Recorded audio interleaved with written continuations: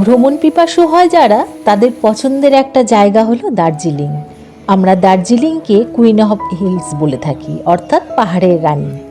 তাই আমিও অনেক দিন বাদে আমার পরিবারকে নিয়ে চললাম দার্জিলিংয়ে। 3 নাইট 4 ডেজের আমাদের প্রোগ্রাম। আমাদের 13147 উত্তরবঙ্গ এক্সপ্রেসের টিকিট ছিল।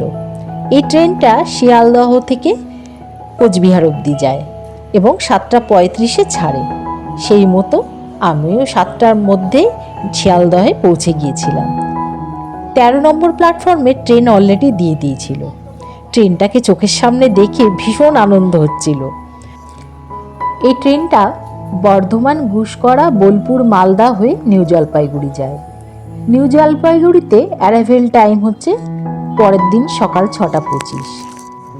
যাই হোক, আমরা ট্রেনে উঠে পড়লাম। ততক্ষণে অনেক প্যাসেঞ্জারই এসে গেছে। শীতের সময় প্রত্যেকেরই একটু বেশি হয় লাগেজ, আর যদি গন্তব্যস্থল কোনো শীতের দেশ হয় তাহলে তো বলারই কথা নেই। যাই হোক, খানিকক্ষণের মধ্যেই আমাদের ট্রেন ছেড়ে দিল। তখন আমাদের সকলের চোখে মুখেই একরাশ আনন্দ। কিছুক্ষণের মধ্যেই দক্ষিণেশ্বর এসে গেল। দক্ষিণেশ্বর যখন পার হচ্ছে, খুব চেষ্টা করলাম একটু মন্দিরের চূড়াটা দর্শন করার, কিন্তু এত অন্ধকারে দেখতে পেলাম না। তাই যাই হোক, দূর থেকে একটু প্রণাম করে নিলাম। ইতিমধ্যে প্রায় ঘন্টা দেড়েক পার হয়ে গেছে।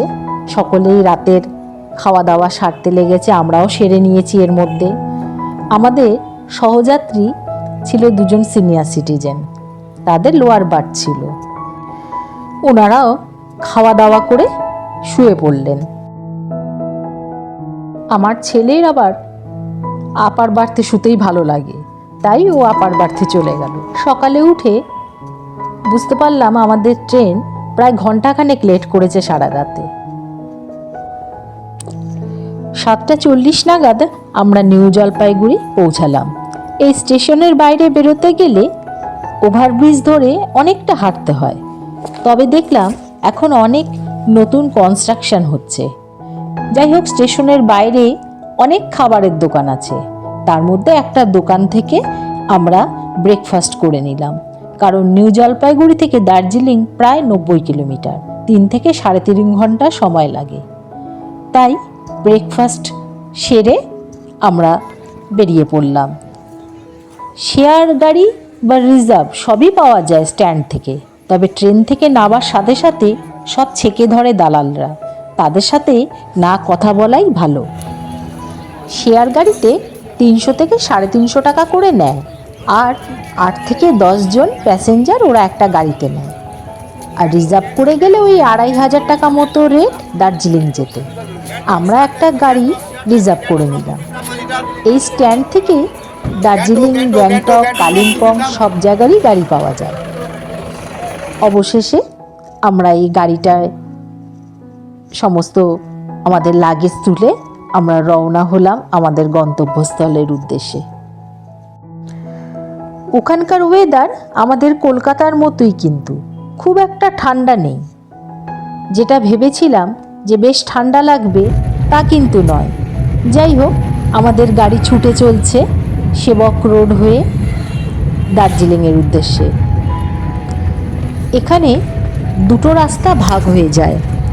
একটা রাস্তা মিরিক হয়ে দার্জিলিং যায়, আরেকটা রাস্তা সোজা দার্জিলিং যায়।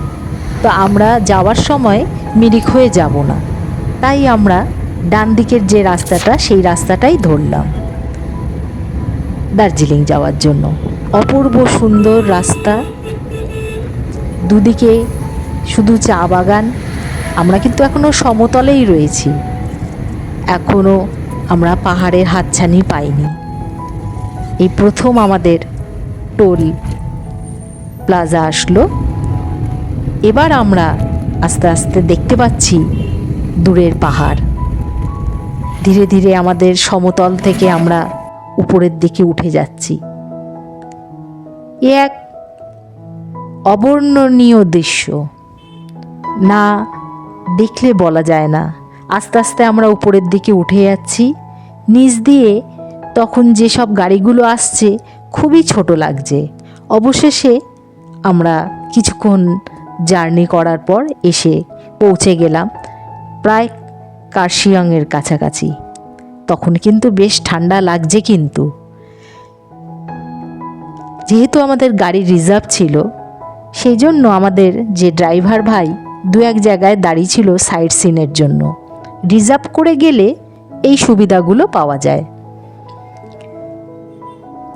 এই মিনিট 5 আমরা ওখানে একটু দাঁড়িয়ে সাইট সিন, একটু ফটো তুললাম, একটু প্রকৃতিকে দর্শন করলাম, করে আবার আমরা এগিয়ে চললাম। এখান থেকে দার্জিলিং আর 29 কিলোমিটার। তখন দেখতে পেয়ে গেছি কিন্তু কাঞ্চনজঙ্ঘা। অবশেষে দার্জিলিংয়ে চলে আসলাম। দার্জিলিং ম্যালে আমরা খানিকক্ষণ অপেক্ষা করার পর আমাদের যে হোটেলের কেয়ারটেকার আমাদেরকে রিসিভ করে নিল। এই হচ্ছে আমাদের হোটেলের রুম, বেশ সুন্দর সাজানো, 3 বেডরুম, ম্যালের একদম কাছে। যাই হোক, আমরা এসে খানিকক্ষণ একটু জিরিয়ে নিয়ে স্নান টান করলাম। তখন বেশ ঠান্ডা লাগছে, তবুও রাত জার্নি করেছি, একটু ফ্রেশ হতেই হবে।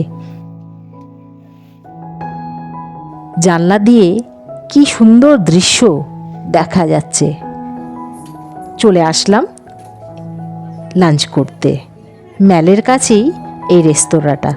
এখানে দেখলাম ভীষণ ভিড় এবং সকলেই বাঙালি। উপর নিচ দুটো ফ্লোর আছে, দুটো ফ্লোরই ভর্তি।